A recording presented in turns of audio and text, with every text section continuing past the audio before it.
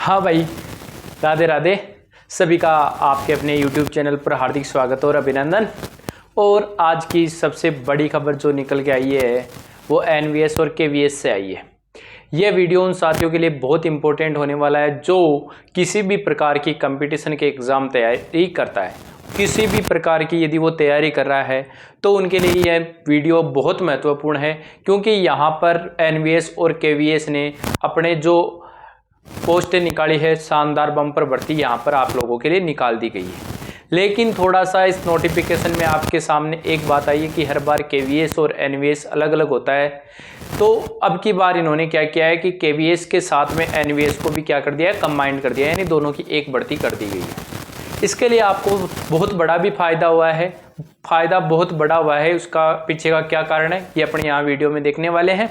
तो वीडियो को अपने साथियों तक जरूर शेयर कर देगा, क्योंकि यहाँ इंपॉर्टेंट वो नोटिफिकेशन जो इतना बड़ा है आपके सामने इंग्लिश में लिखा हुआ, उसका मैं पोस्टमार्टम करने वाला हूँ। आपके लिए जो काम की बातें हैं वो सारी इस वीडियो में करेंगे।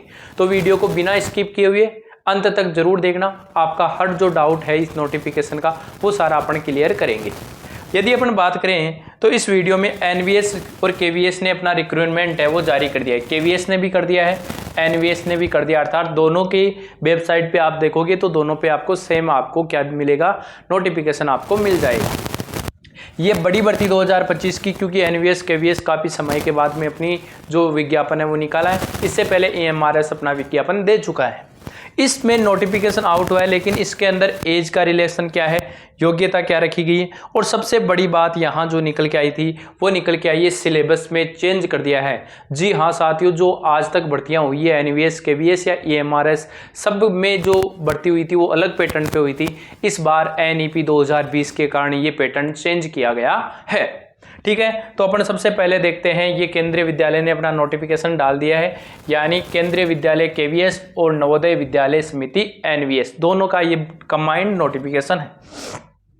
ये असिस्टेंट कमर्शियल की पोस्ट है, प्रिंसिपल की है, वॉइस प्रिंसिपल की है, पोस्ट ग्रेजुएट PGT की पोस्टें आई है। उसके बाद में आपकी पोस्टें हैं पोस्ट ग्रेजुएट NVS में अलग से, KVS दोनों का डाटा बताया गया है कि किसमें कितनी है। तो टोटल 615 पोस्ट आई है किसमें, KVS PGT में। KVS में कितनी है, 615 पोस्टें हैं टोटल। और NVS के अंदर कितनी आई है, NVS के अंदर आई है 634 पोस्ट। कितनी आई है, 634 पोस्ट, यानी कुल मिला के अपन देखें तो 600 लगभग 650 पोस्टों के समथिंग पोस्टें यहाँ पर मिली है आपको PGT के अंतर्गत। PGT के अंतर्गत दोनों मिला के कितनी पोस्टें हैं, 650 अपने अपने सब्जेक्ट आप देख सकते हो। ठीक है, उसके बाद में TGT की पोस्टें की बात करें तो TGT की पोस्टें आई है 1153। ये तो किसमें है, KVS में। KVS में कितनी है, 1153 पोस्टें KVS के अंदर है। और ट्रेंड की TGT की यदि अपन बात करें तो यहाँ से नोटिफिकेशन TGT PRT सब में नोटिफिकेशन की साथ में आई है। लगभग 1300-1500 पोस्टें यहाँ पर भी आपको देखने को मिल जाएगी। किसमें, NVS में। यहाँ थोड़ा सा नीचे कट गया है शायद। ठीक है, अब अपन बात करेंगे यहाँ की जो एग्ज़ाम होने वाली है उसकी, कि एग्ज़ाम का पैटर्न क्या रखा है इन्होंने। सबसे इंपॉर्टेंट बात है अपने लिए पैटर्न को समझना। देखो अब की बार इन्होंने क्या किया है, इन्होंने किया है कि मल्टीटास्किंग स्टाफ की सीनियर सेक्रेटरी और लैब अटेंडेंट और NVS KVS ये सीरियल नंबर रखें। इसमें दो प्रकार के एग्ज़ाम, एक तो असिस्टेंट सीनियर ऑफिसर की और एक उसके बाद में senior secretary assistant multitasking staff बोलेंगे इसको, इनको लैब अटेंडेंट। टायर फेस्ट इसके अंदर आपके सामने 6 पार्ट होंगे टोटल, और 100 क्वेश्चन का होगा और 300 नंबर का पेपर होगा। ये समझाता हूँ मैं, देखो क्या सिस्टम है इनका। इन्होंने ऐसे बोला है कि हम क्या करेंगे, टीयर फेस्ट रहेंगे, उसके अंतर्गत आपको टोटल 100 क्वेश्चन पूछेंगे।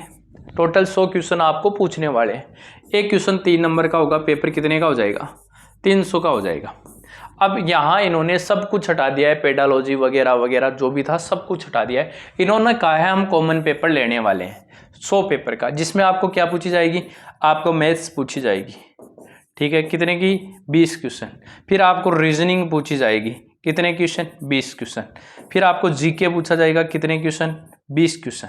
20 20 40 20 60। फिर क्या पूछेंगे भाई, 20 general knowledge basic computer ICT पूछेंगे। ये कहेंगे हम आईसीटी आपको पूछेंगे कितने 20 क्वेश्चन। यहाँ तक आपके कितने क्वेश्चन हो गए 20 40 और 80 क्वेश्चन तो ये रहेंगे।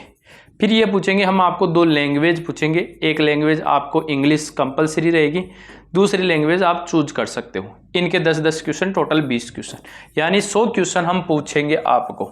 यानी कुल मिला के आज तक जो कॉमन पेपर आता है जैसे रेलवे ग्रुप डी का इस प्रकार का पेपर आता है, उसमें केवल इन्होंने लैंग्वेज टेस्ट जोड़ी है। इसमें ये पेपर इन्होंने रखा है क्वालिफाइंग नेचर का। क्वालिफाइंग किया है, लेकिन ये फिक्स पैटर्न नहीं किया कि हम 40% इसमें मांगेंगे, 50% मांगेंगे। ये बात इन्होंने यहाँ कहीं नहीं की। तो फिर इन्होंने किया क्या? तो इन भाई साहब ने किया ये है कि जितनी वैकेंसी उस पोस्ट के लिए हैं उसमें बैठने वाले कैंडिडेटों के हम 1:10 में, यानी उसके 10 गुना विद्यार्थियों को टियर सेकंड के लिए बुलाएंगे। लेकिन ये टियर सेकंड में जैसे ही अपीयर हो जाओगे आप 10 गुना विद्यार्थी, तो फिर ये क्या करने वाले हैं? तो साथियों ये करने वाले हैं कि आपकी जो पीछे वाली लिस्ट है उसको अब मतलब रद्दी मान लेंगे। 10 गुना विद्यार्थी ऐसे आगे, ऐसे मान लो फॉर एग्जाम्पल कोई वैकेंसी है 100, एग्जाम में बैठने वाले हैं 1 लाख। तो इन 1 लाख का इन्होंने 100 का 10 गुना करेंगे, कितने? टॉप 1000 स्टूडेंट उस कैटेगरी के रिस्पेक्टिव टोटल क्या कर लेंगे? 10 गुना विद्यार्थी, यानी इनमें से 1000 को पास कर लेंगे। इनका टियर सेकंड होगा, टियर सेकंड इन्हीं विद्यार्थियों का होगा। ये टायर फर्स्ट आपको क्वालिफाइंग नेचर इस प्रकार से आपको बताएंगे, जिसका पेपर सबके लिए सेम रहने वाला है। उसके बाद में इन्होंने क्या किया भाई साहब? इसके बाद में इन्होंने किया है कि हम उसके बाद में combined to test general knowledge, ये लैंग्वेज किसके लिए? एनवीएस के लिए। वो सेम ही बात रखी है इन्होंने, कोई दिक्कत नहीं है। Total of marks 20-60। यहाँ कंप्यूटर ऑपरेटर वाली के लिए अलग से हैं language computer test, language computer test, other modern exam English, ये इन्होंने रखा है मल्टीटास्किंग वालों के लिए। फिर इन्होंने क्या कहा है? फिर इन्होंने कहा है कि हम दूसरी जो एग्जाम रखेंगे वो एग्जाम रखेंगे 70 क्वेश्चन की। कितने क्वेश्चन की रखेंगे? 70 क्वेश्चन की हम एग्जाम रखेंगे। उसमें से 60 तो आप जिस सब्जेक्ट के होंगे उसके ऑब्जेक्टिव क्वेश्चन आएंगे और 10 क्वेश्चन डिस्क्रिप्टिव क्वेश्चन आएंगे। ऑब्जेक्टिव जो क्वेश्चन होंगे वो 60 क्वेश्चन 60 के होंगे, जिनमें हम नेगेटिव मार्किंग भी करेंगे, और ये 10 क्वेश्चन होंगे ये डिस्क्रिप्टिव होंगे अपने सब्जेक्ट के। टोटल आपको सब्जेक्ट के 40 यानी कितने के हो गए?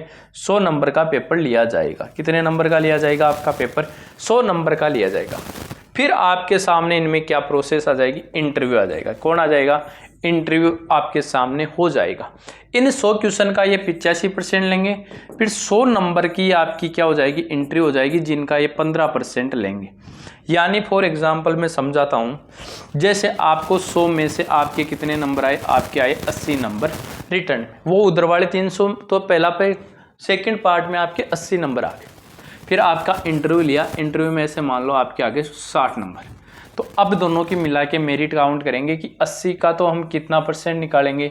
85। और 60 का कितना परसेंटेज निकालेंगे? हम 15% निकालेंगे। परसेंटेज यदि मैं निकालूंगा तो इसका मतलब 200 नंबर में से कितने नंबर बनेंगे? अब वो यहाँ पता चलेगा। ठीक है, यदि मैं कहूँ कि 15% निकालना है 60 का, तो 6 + 3 कितने हो जाएंगे? 9 नंबर। यानी आपके कितने नंबर आए हैं भाई? 15 में से ये मानेंगे आपके 9 नंबर आपके आए हैं। ठीक है, इनका 15% जोड़ लेंगे। फिर 80 और 85 का रेशियो रहेगा। इसका यदि ये 100% निकालेंगे तो 0 से 0, 4 और 5 और 70 5 85, 70 चौक 68, कितने हो गए? 68 + 9, ये आपका रेशियो रहने वाला। टोटल नंबर कितने आ गए? तो 68 और 9, यानी 200 में से मान लेंगे। फिर ये आपके कितने नंबर आए? 8 8 16 1 17 और 6 और 1 7 77 नंबर मान लेंगे। ये सबके ही हो जाएगा। अब किसी के 100 में से 100 आएंगे तो उसको 15 नंबर मिल जाएंगे, और यहाँ 100 में से 100 आ गए तो कितने हो जाएंगे? 100 नंबर यहाँ आ गए। तो टोटल कितना हो गया? 115 हो गया। किस में से? 200 में से। ये हाईएस्ट टॉपर के नंबर आ सकते हैं। क्लियर है? तो ये इनका तरीका रहेगा। सर उसका सिलेबस क्या रहेगा? उसका सिलेबस भी मैं बता दूंगा, और ये टोटल सब कुछ बताया है, नेगेटिव मार्किंग के साथ होगा। उसके पास में अब आपके सामने ये क्या रहने वाला है? ये रहने वाला है कि 14 नवंबर को सुबह 10 बजे से रजिस्ट्रेशन शुरू हो चुका है, और 4 दिसंबर तक चलेगा। यानी एक तारीख इंपॉर्टेंट है कि आज 14 नवंबर से शुरू होके कहाँ तक चलेगा, 4 दिसंबर तक नोटिफिकेशन आपका चलने वाला। इसमें दौरान आपको फॉर्म भरने हैं। सर फी क्या रहेगी, तो ये इन्होंने फी रखी है कि जो असिस्टेंट कमिश्नर है इसके 2300 एग्जामिनेशन फीस, 500 रुपये प्रोसेसिंग करने के लिए आपको पहले 500 रुपये देने पड़ेंगे, फिर आपको एग्ज़ाम की फ़ी लेनी पड़ेगी। ये प्रिंसिपल के लिए भी 2300 रुपये, 500 रुपये, वो इस प्रिंसिपल के लिए 2300, पीजीटी के लिए 1500, असिस्टेंट इंजीनियर 1500, टीजीटी लाइब्रेरियन सबके 1500-1200 रुपये इन्होंने रखे हैं। और 500 रुपये इनकी सबकी क्या रखी है, इन्होंने प्रोसेस फी रखी है। यानी आपको लगभग खर्चा बैठने वाला है यहाँ पर तो 250 रुपये का, और इससे नीचे वाले पोस्टों के लिए 1500 और 2000 रुपये का, और इनके लिए 12 और 5 1700 रुपये का, ये आपकी फ़ी रखी है। अब मोटी मोटी चर्चा अपन किसकी बात कर लेते हैं, सब्जेक्ट की। देखो सब्जेक्ट का आपको थोड़ा सा रीड करना पड़ेगा। यदि आपको सब्जेक्ट वाइज भी डाटा चाहिए कि हमें कौन से सब्जेक्ट से अप्लाई कर सकते हैं, तो सामान्य मैं बता देता हूँ पीजीटी वालों को। पीजीटी वालों की प्रोसेस देखो, हिंदी और इंग्लिश लैंग्वेज की चर्चा कर लो, संस्कृत कोई अन्य है तो ये इनको क्या करना है, इन्होंने ये कहा है कि जो एनवीएस है और जो केवीएस है, ये कहा रहा है कि 3 साल में 3 के 3 साल आपके क्या होना चाहिए, 3 के 3 साल आपके कंपलसरी के अलावा आपके हिंदी सब्जेक्ट मुख्य सब्जेक्ट के रूप में रहा हो, हिंदी सब्जेक्ट मुख्य रूप में रहा हो। यह आपको इन्होंने बता दिया है, अच्छे से डिनोट किया है। फिर इन्होंने देखो, ये तो आपके 3 साल, एक शायद कोई केवीएस है उसमें आपको 2 साल होनी चाहिए, कुछ जगह 2 साल भी करवाते हैं। तो ये रहा है ग्रेजुएशन में। प्लस में आपके पास में सीटेट का क्या होना चाहिए, सेकंड पेपर क्लियर होना चाहिए। सीटेट सेकंड पेपर क्या होना चाहिए, क्लियर होना चाहिए। जनरल को 90 नंबर होने चाहिए सीटेट में, और उनको 82 कितने 82.5 नंबर होने चाहिए अदर कास्टेज को, ठीक है। उसके बाद में पीजीटी वाले के लिए समझा देता हूँ मैं। टीजीटी जैसे मैथमेटिक्स है, तो टीजीटी मैथमेटिक्स के लिए इन्होंने ऐसे कहा है कि हम मैथ 3 साल आपसे चाहिएंगे। यानी आपके ग्रेजुएशन में 3 के 3 साल आपके मैथ रही होनी चाहिए, प्लस में आपके फिजिक्स, केमिस्ट्री या कंप्यूटर साइंस में से एक सब्जेक्ट आपके पास साथ में होना चाहिए। फिर टीजीटी साइंस के लिए उन्होंने कहा है कि आपके बायो, बॉटनी या फिर जूलॉजी, इनके साथ में दूसरा सब्जेक्ट का कॉम्बिनेशन केमिस्ट्री या फिर आपके साथ में फिजिक्स या फिर कंप्यूटर साइंस वाला पोर्शन होना चाहिए। ये इन्होंने किसके लिए कहा है, टीजीटी साइंस और टीजीटी मैथ के लिए इन्होंने कहा है। ये आपको पता होनी चाहिए। इसका मतलब मैथ वाला ये सबसे बड़ा रहता है कि मैथ्स वाला क्या टीजीटी साइंस में अप्लाई कर सकता है, तो इसका एक ही जवाब है, नहीं कर सकता भाई, नहीं कर सकता। क्लियर है। तो अब यहाँ से आपको क्या करनी है, किस प्रकार से तैयारी करनी है, तो ये चीज़ें भी आपको देख लेनी है कि पूरी प्रोसेस में क्या करना है। देखो सबसे पहले आपको फॉर्म फिल करना है। फॉर्म फिल करने के मैं तरीके बता देता हूँ। फॉर्म फिल करने के लिए आपके पास में क्या होना चाहिए, आप ग्रेजुएशन किए हुए कंप्लीट होने चाहिए, ठीक है जी। ग्रेजुएशन आपको जिस सब्जेक्ट में, आपको सबको पता है मैं मैथ से हूँ, मैं बायो से हूँ, मैं हिंदी से हूँ, इंग्लिश से हूँ या एसएसटी से हूँ, प्लस में आपके पास में सीटेट सेकंड क्वालिफिकेशन होना चाहिए, प्लस में आप क्या होना चाहिए, बीएड होना चाहिए। किसके लिए, टीजीटी के लिए। पीजीटी के लिए क्या होना चाहिए सर, पीजीटी के लिए पोस्ट ग्रेजुएट पीजी होना चाहिए, प्लस में सीटेट वाला पेपर क्लियर होना चाहिए सेकंड, प्लस में आप बीएड होना चाहिए। और यदि आप पीआरटी के लिए अप्लाई करना चाहते हो तो सीटेट का पेपर बेस्ट क्वालिफाई होना चाहिए, प्लस में आपके साथ में डीएलएड यानी जिसको बीएसटीसी या डीएलएड बोलते हैं, डीएलएड बोलते हैं, वो पास होनी चाहिए। और 12th है या 12वीं होना ही चाहिए।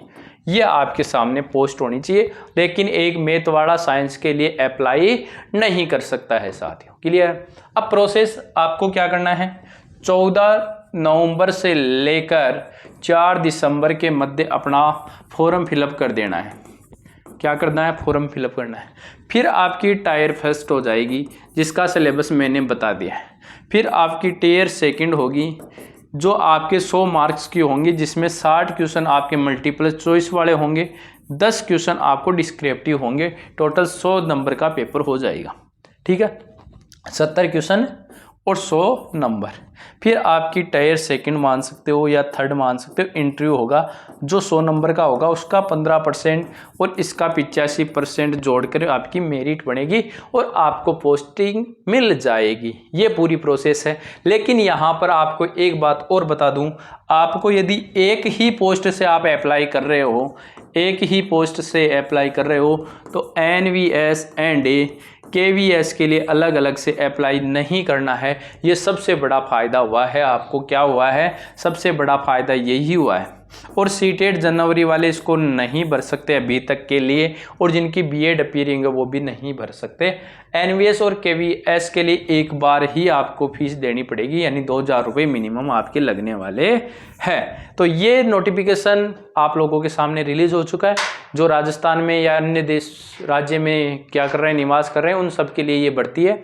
तो मैं आप सभी को कहूँगा कि इसका एक बार फॉर्म जरूर लगाए। सेम प्रोसेस EMRS वाली यहाँ अप्लाई की है। EMRS में एक छोटा सा प्रॉफिट है, वहाँ पेडालॉजी को अभी भी रखा है, NEP 2020 को रखा है। इन्होंने इन दोनों को भी हटा दिया है, यानी टीचिंग वाला मेथड केवल आपके सेकंड पेपर में आपको देखने को मिल सकता है। बाकी उसका सिलेबस भी अपन देखें तो सेकंड चैप्टर में भी केवल मैथ है तो मैथ पूछी जा रही है, हिंदी है तो हिंदी पूछी जाएगी, यानी पेडालॉजी साइकोलॉजी वाला पोर्शन है वो इन्होंने हटा दिया है। वीडियो अच्छा लगा है, चीज़ें समझ में आई है तो वीडियो को ज़्यादा से ज़्यादा शेयर कर देना, लाइक कर देना, चैनल को सब्सक्राइब कर देना। ऐसे वीडियो मैं आपके लिए लाता रहूँगा। थैंक यू, धन्यवाद।